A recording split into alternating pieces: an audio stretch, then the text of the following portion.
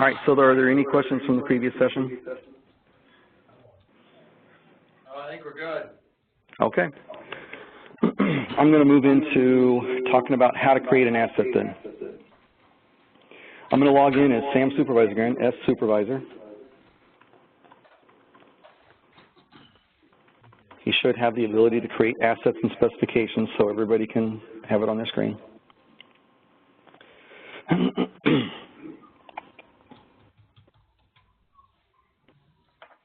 So let me know when everybody's logged in. Which is the login? S Supervisor. Okay.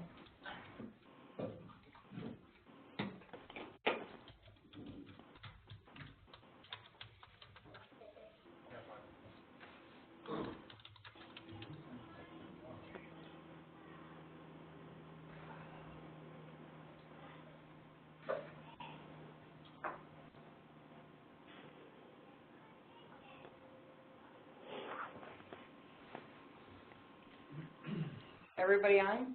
Yep, we're good. Okay, we're good, Ray. Okay. So let's talk about navigation again for a moment. So I'm logged in as Sam Supervisor. I have all these navigation items at the top. My home portal, I can get to reports, I can do requests. So the starting point for pretty much anything that they want to do has something to do with one of these that they should have access to. So you want to make sure they have access to tasks to look at work tasks. Make sure they have access to maintenance so they can do stuff with preventive maintenance, maybe do stuff with facility assessments, inventory. Then I come down here over to portfolio. Locations, portfolio is a special module. Locations, organizations, people, and assets are shared amongst all the modules. So I need to know about the spaces to do work in them. I need to know about the spaces to do move management. I need to know about the spaces to do reservations. I need to know about the assets for facility condition assessment, for preventive maintenance, for corrective maintenance. Trying to think of another place that assets are. I need to know about spaces for assets as examples. So over here in the portfolio, so everything that some of these words you might think like tasks, you can see what that is. Maintenance is PMs, you might have to get a little used to that. Request for request. But portfolio, that is where assets are. So down here under portfolio, you see I have an assets with a drop-down arrow next to it. So the difference between doing the drop-down arrow, I get the list of the types of assets. So I can load things under building equipment, food service equipment. These are the types of assets, and you load them in those places, and it identifies them as those types. If I click the sub-menu for assets, though, I get a new screen, a new portal to look at with different portal sections, where I have all those same assets that we saw in that drop-down list on the right. So that's that same list. Oops, if I move it, I can't move it and point to the list. So you can see there are the assets in the background there. It's the same list as what you get from the drop-down arrow. But I also get the specifications over here, and I need a specification for an asset. It doesn't have to be a valid specification in any way, but the asset requires a specification. There is functionality that requires it to have a specification. So what I mean by that is I could make one specification for all my assets that's just called TBD. I could make a specification per classification of assets. So I have one specification for HVAC, one for fire equipment, one for steam, and apply it to every asset that has anything to do with those systems. I can have a specification that's based on manufacturer and model, which that's actually what it was designed for. So all my train HVAC units that are 2,200 tons are one specification. All my train HVAC units that are 1,000 tons are another specification. I can also do specifications one-to-one. If you don't know how to combine them, a lot of organizations go through the process of they just create one-to-one.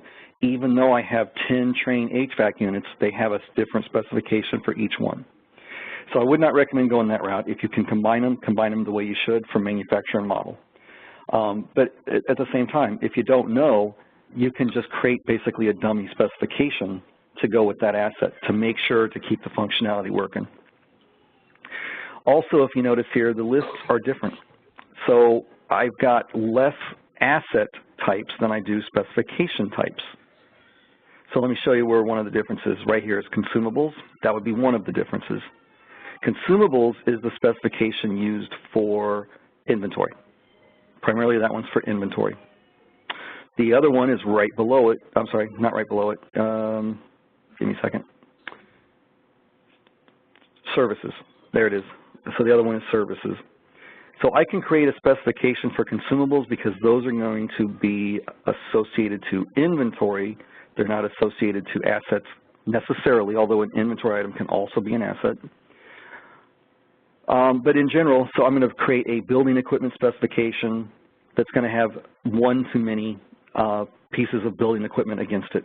I'm going to create a food service equipment specification that has one to many food service pieces of equipment against it. Are we good so far? Yep. Okay, so I'm going to click into building equipment, and I'm going to create a specification. So when I click into any of those, what I have here is, this is my building equipment specification manager. So I get a query, here's all the building equipment items, specifications that are in the system right now. And this is the same place, and you're going to see this for all of these, this is the same place where I'm now going to go create a new specification with this add action over here. That add action is going to bring up the same form, but it's going to be blank for us to fill in. So there's my blank specification that we're going to use to create an asset. Hold on, I think I signed, everybody stay signed in. I'm signing out, but only because I want to sign back in with Internet Explorer instead of Chrome. Because I have a browser bug in my particular Chrome that didn't show you all of the frames for that. I meant to sign in with IE.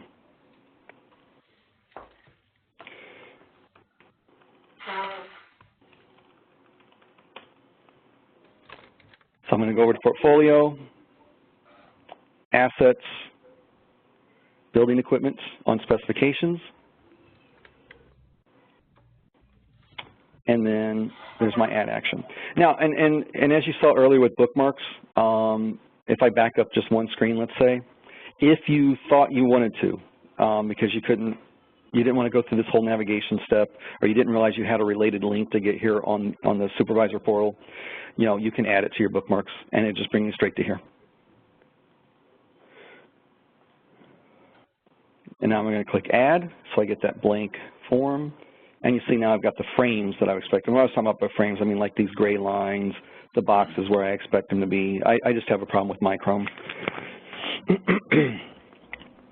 So same anatomy of a record. You're going to notice some similar things. I've got a general tab, a details tab, a general section, a details section.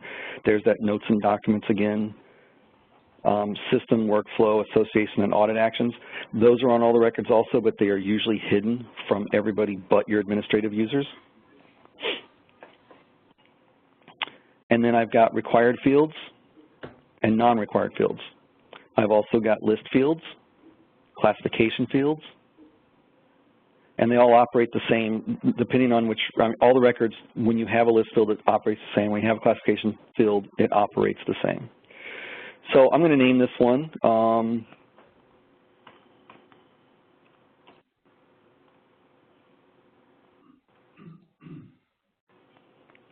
If you've ever seen me give a mobile demo of any kind, you know, I've got an R2D2 I always take a picture of. That is a required field. There's that red asterisk, so that is a required field. I can then go on to describe it. I at least need now to go and fill in spec class and service class, but I'm going to go through each of these fields to show you what's in them and try to talk about what they might be for. So spec type, hard spec, performance spec, other. Spec class here that we have to select, and this defaulted to hard spec because most of your specifications are hard specs. Probably all of them actually. And then for spec class, appliance, ballast, building equipment, on and on and on. And then if you look under these hierarchies, just like when you look at the hierarchy tree, there's a plus sign, and I can open that up to things that are underneath electrical equipment, that are underneath HVAC equipment, air handlers, blowers, boilers, chillers, etc. Oops, a little too far. And so I'm selecting a spec class. I don't think I have a robot in here, so I was going to put on tools and test equipment, but I don't see that. So plumbing, restroom, Instrumentation and controls. Nope. Utility meters. Nope. Steam. Hey, Chad, are these, did we load these for you, or are these out, do you recognize this list? Say it again? We haven't provided this list yet. Yeah, that's what I thought. They don't look out of the box. All right, I'll just make it building equipment. That's fine. Building equipment. So I needed a spec class, and you'll notice also, and I'm glad it actually shows that one because I forgot that's the one that had the attributes on it. So when I chose that spec class, now based on that spec class, here are data attributes associated with that spec class. So each spec class can have its own data attributes. Then you see they're automatically filled in here that you're expecting to track something to do with voltage. You're expecting to track something to do with airflow, something to do with amperage, whatever your attributes are. So those came from the fact that I chose that spec class. Spec group is, equipment, furniture, HVAC. It's not required because there's no functionality behind it. What it buys you, if you needed it, is a way to filter queries having to do with equipment. So you can just look at all my things that are in spec group HVAC, all my things that are fire protection equipment, etc. Specification order type. So again, not a required field. I've not seen any client actually use this, but you see assemble to order, configure to order, pick to order. There's a construction class. And those are going to start to look maybe similar if you know all the CSI construction class codes. See, building system class. Again, you're looking at now uniformat. Oops, let me pick one that actually makes sense, like equipment.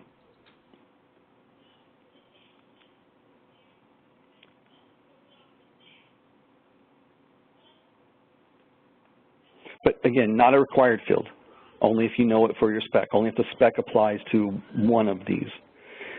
Service class. In general, every asset you're probably thinking about has something to do with facilities, but they could be in other things. They could have, conference room equipment, your IT, like laptops, telephones. In general, it's probably under facilities is what we're talking about. We're probably talking about plumbing, mechanical, electrical most of the time, although you could have things like card readers and you decide you want to mark them as IT or security. Security probably actually. Let me see what's under security. Keys, cores, and locks, but you could add one here for like a card reader for a person's pass. Oh, I needed to select one of those. That's a required field. Typically, it comes under facilities for a lot of assets. I'm actually meant to put it mechanical since I said, oh, well, no, I said RTD, I didn't say HVAC. There's a couple things in here like contains hazmat. Does it have any hazmat for the spec? And it just depends if all the assets would have that hazmat. If not, then you would want to have something like that on the asset instead. I'm going to skip over environmental details, but that would just basically be if you knew the energy rating or something. And then, of course, that energy rating, if you knew that, if you want to do that, that could actually be an attribute to the spec of something you wanted to track. Units. This is the point to create units. Units on many records is not editable after the record is created. And I think I've shown some of you that before. So if this is, and in this particular one, it's defaulted to US dollars. It's required, but it's defaulted to what you expect. But this one over here is what I'm really talking about, this item units. Are they used in, is this item used in, and this usually applies more to inventory than anything, but is it used in a dozen, a gallon, or pairs, lots, pieces, sets, or each? I can't actually think of an asset right now that would be anything other than each, but I'm sure there's one out there somewhere. And then this is where you identify if this is a Trane HVAC unit specification for the 2,200 ton. This is where I could identify a manufacturer right here. That manufacturer list has to come from Tririga, but also here's brand and model down here in our manufacturer details. So there's nothing but Craftsman in here. That is a list that has to be in Tririga of all your brands. but then model is free-form text. So we'll hope that Craftsman makes an R2D2. And actually the model name would be R2D2. Oops, not RAT. Oh, actually it's the R2 model. Ugh. Model name, yeah, figures. So, and model number, that's actually where that might have probably went. Product code, if you know it, product code type. Again, notice none of these fields are required. You can put a cost in, what's the list price, as well as what's the item cost, item material cost and service cost markup. Chad, I'm sorry, I forgot what the markup was about, but each region had a different markup for, was it for inventory? Yeah, so like keys was our. Yeah, okay. So you could actually define that on the specification for the different keys in those different places. And I remember that now. That's what I think we talked about for the specification for the inventory to have a different a different specification for the key depending on what region it was, so you could have the different markup. So, I mean, that's basically, I think that's everything that's required on an asset. We actually put a little more in than we had to. There is a details tab here. These are all, go ahead, question? Yeah, the ID field on that general tab, would that not be system generated or? It will be. I haven't created the record yet. Okay. So right now, remember, this is a null, there's the status. It's a null record. It's only exists on my computer at this moment until I commit it. I either commit it by creating draft or by activating. Or if I had save and close up here, some information only gets committed once you save it. And you've seen that like whenever I added a part. I added the part showed up on the work task on my screen, but it didn't commit to the database till I saved it.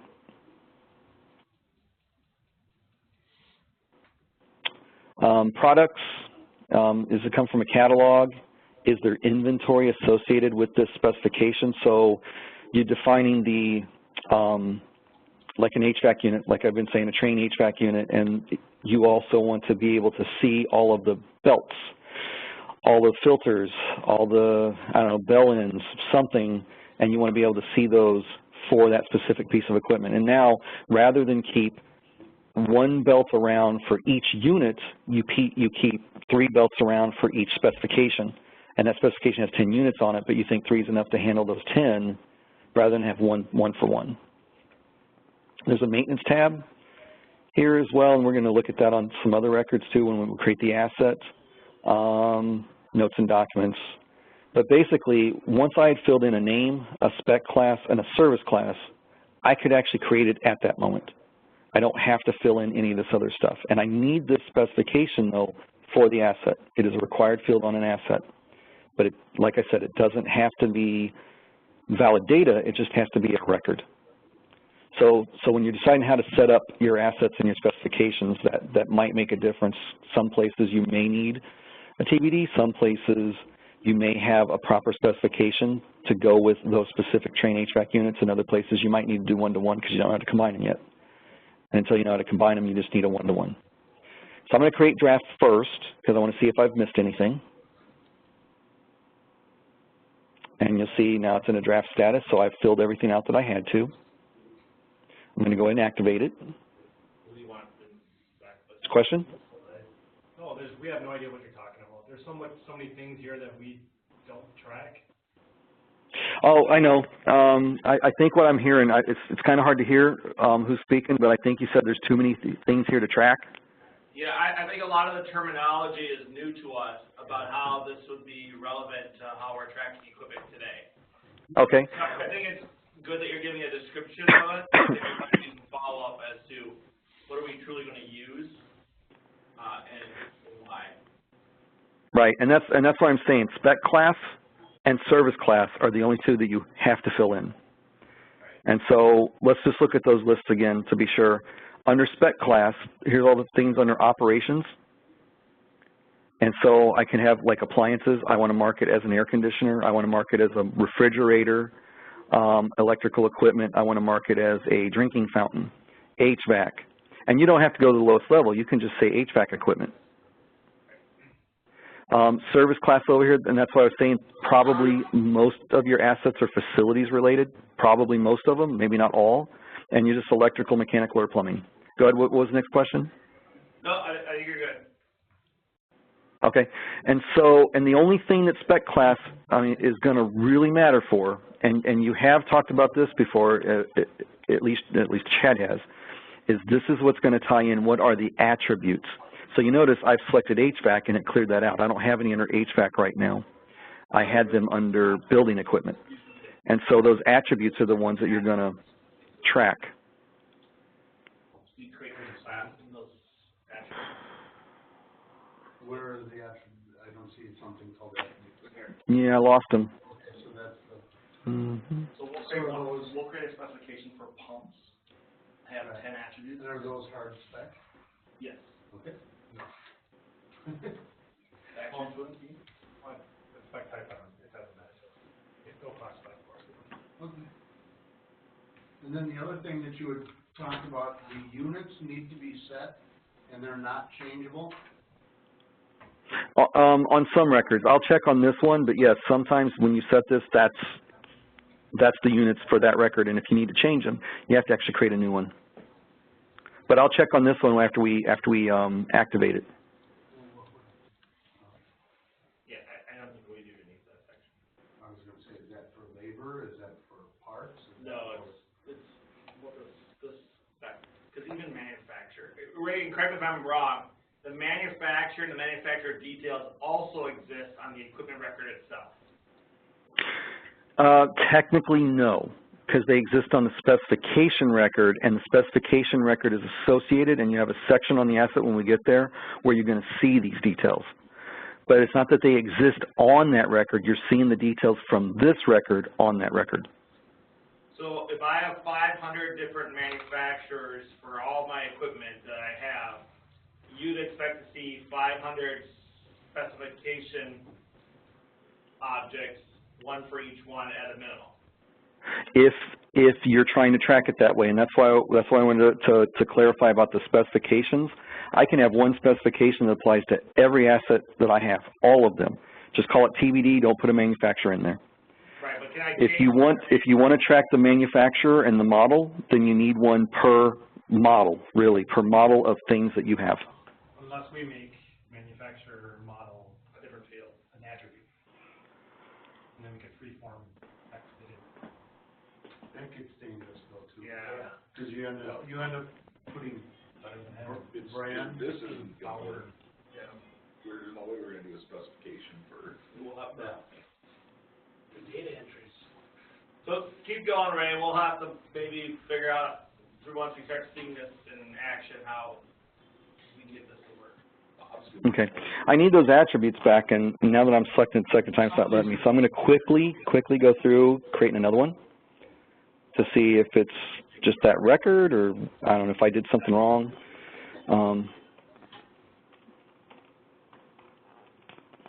And I'm only going to fill in what I have to show you I can get away with just filling in these two fields. There's those attributes again.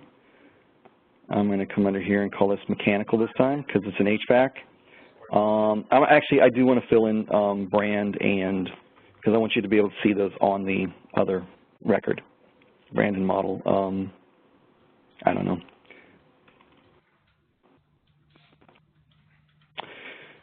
Oh, that was the number again.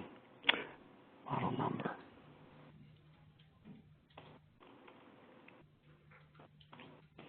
Create draft to see if I missed anything. I didn't. Now I'm going to activate. So I'm going to be looking for an HVAC spec when I go to create the asset. And you'll see here there's each of the specs that I just created. And so that's the one we're going to use on the asset. So now I'm going to go back to where I was before. I can either click assets over here to show the screen where I had specification on the left and assets on the right. Or I can even go back in this breadcrumb and click assets here.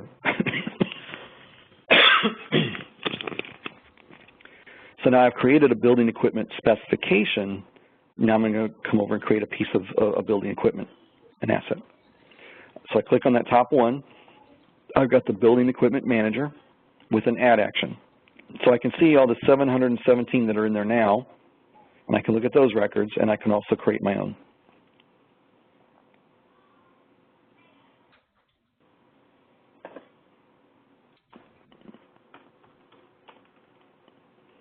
fill in the required fields, I have things like asset name, asset label, asset description. There's a few fields in here that were configured. You'll notice there's that permit required checkbox that we saw on the work task. If this is checked, it will pull that check over the work task to show the technician that there is a permit required, that they need to go to another system to create that permit or find that permit and put that number in. Asset priority, asset criticality. I don't think we have the lists for those yet. Let me see here. Yeah, I think that is your list for this one for criticality, Chad. Again, though, not a required field. If you know it, fill it in. And then here's that main group, subgroup 1 and subgroup 2. Those were also added. I can capture serial number, barcode, building system class, and these were actually modified slightly so that when you select the building system class, you're selecting levels 1 through 4 first.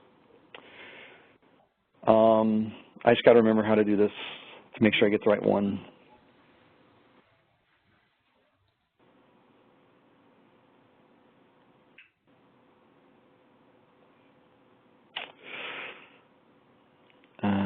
I don't remember.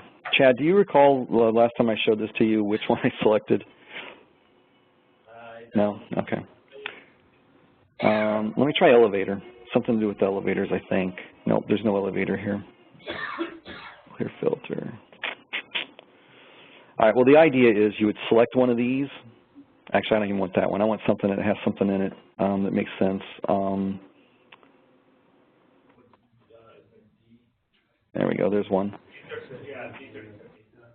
HVAC distribution system. So when you select this, you're actually selecting levels 1 through 4, and then it data drives to be able to select level 5. But I don't think we have the level 5s under that one, but I'm going to go ahead and pull this down and see if anything comes up. Oh, we do, good. And so then there's the level 5 for that. Let's say it's the air distribution part of that. So I selected D3050, and now in the level 5 part, I'm putting a D3050.50. And then you see I have the description of what that number means right here to the right of it.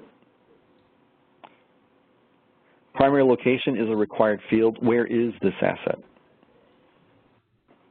Actually, I'm going to go ahead and come in here and show you filtering in here. Again, it's no different than the other ones, but I'm going to look for this hall. I don't have to type any more than that in. I'm going to say I want it on the 2nd floor, and then I want to see the spaces. So I'm going to go apply my filters from there. There's all the spaces on the 2nd floor. I'm still not sure. I can just add to it, and I can say, well, I know it's at least one of the 201s, but I don't know which one. And so I can pick AACC, SS. Oh, there's a separate building in here. That's why, because I didn't type out. And so you see I've got 2 different results because that's all I typed in. And that's fine. So now I know, pick one of these 3. So let's say it's in that room, that space.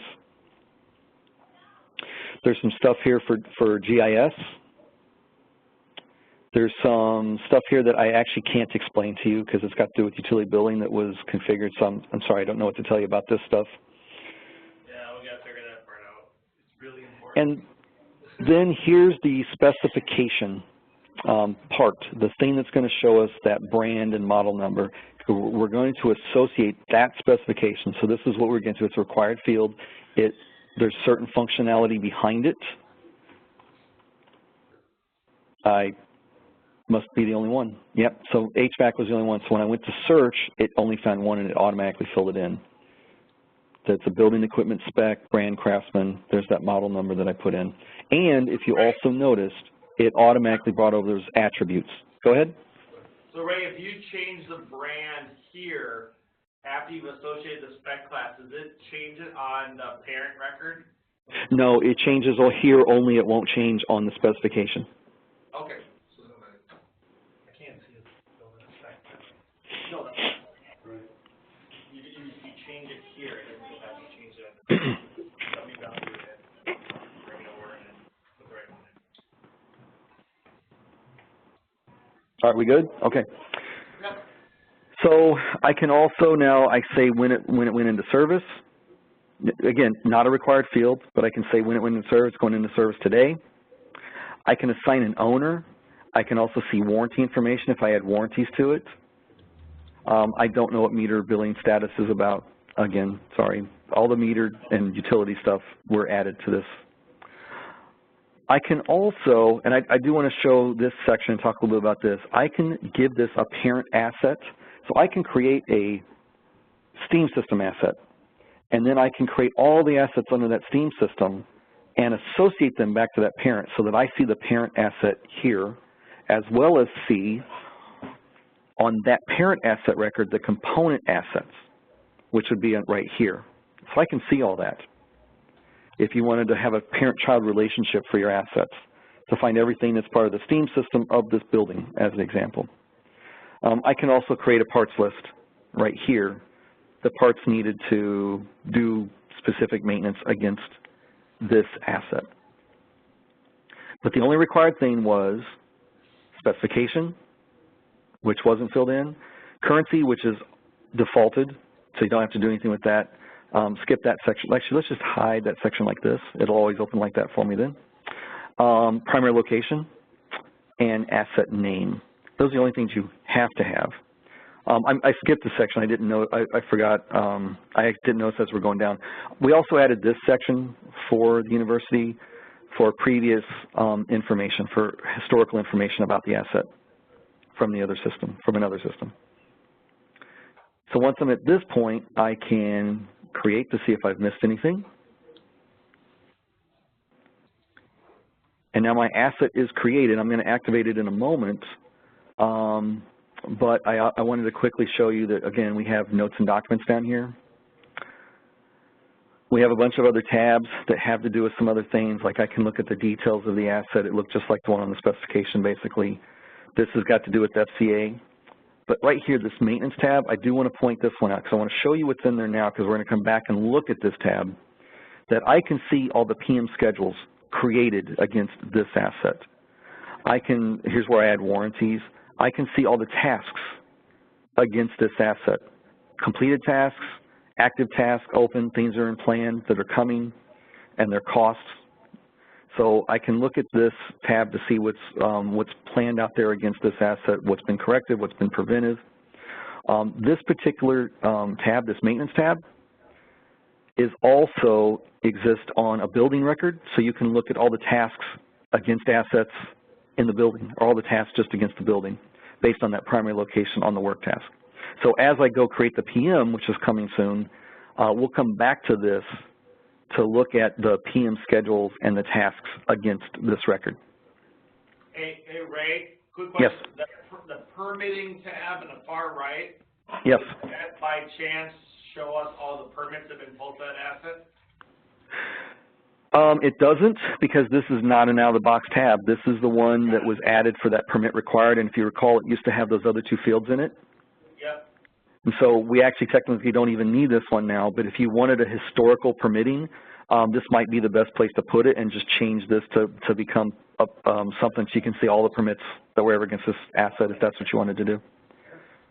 But this is a custom tab from Sprint One.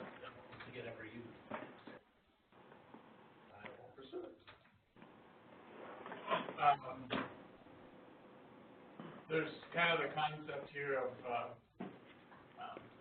billing out time related to an asset usage. From like a mower, stencil lanyard equipment that they actually bill a rental fee associated to the piece of equipment. Did you catch that, Ray? I heard something about rental fees against equipment. Yeah. How would like a rate or a fee be associated on this piece of equipment?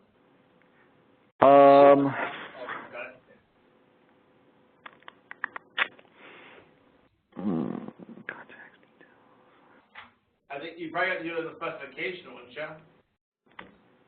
Well, that's what I'm thinking about, actually, because I'm thinking about like torque wrenches and man lifts, things like that, because you can associate them to a work task as a resource, just like we associated the person, and then the fees could then be charged to the organization that requested the work.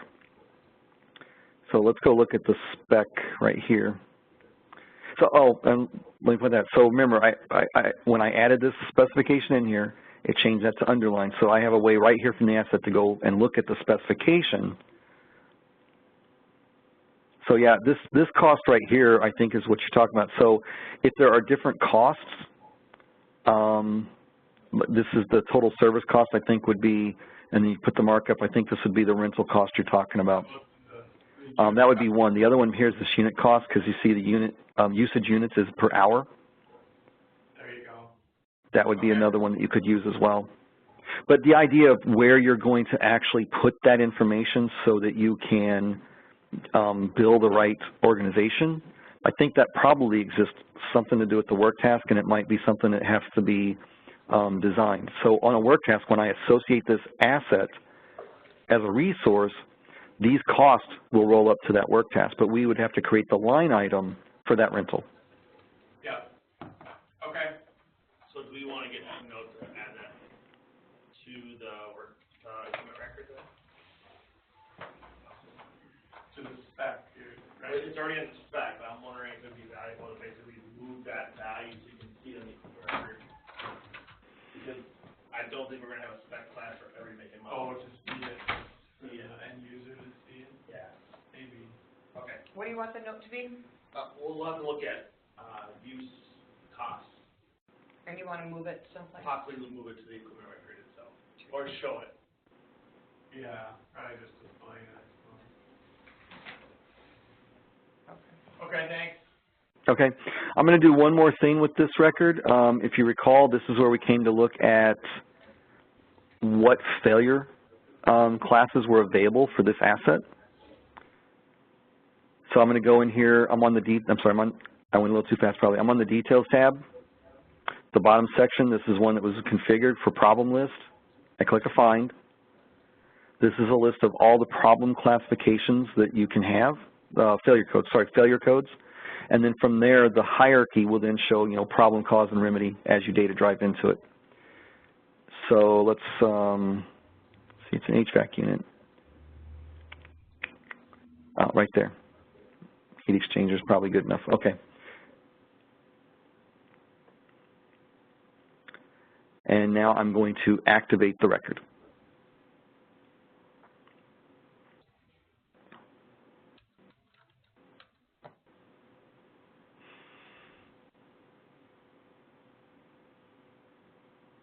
I don't recall what I called it. Okay, there it is. And so you see now it's active and available. It exists in that room, 201cc. It's got a specification, a spec class, asset name. We can now go out and write PMs against this asset. So one thing I've seen, and I just want to point out the notes and docs, I know we talked about it, but just I've seen a lot of places take the owner's manual, the warranties as they're written, and associate them as documents to the asset. So that would be the place you'd put things like that, as well as for a warranty, create the warranty record. Are there any questions about creating a specification or an asset?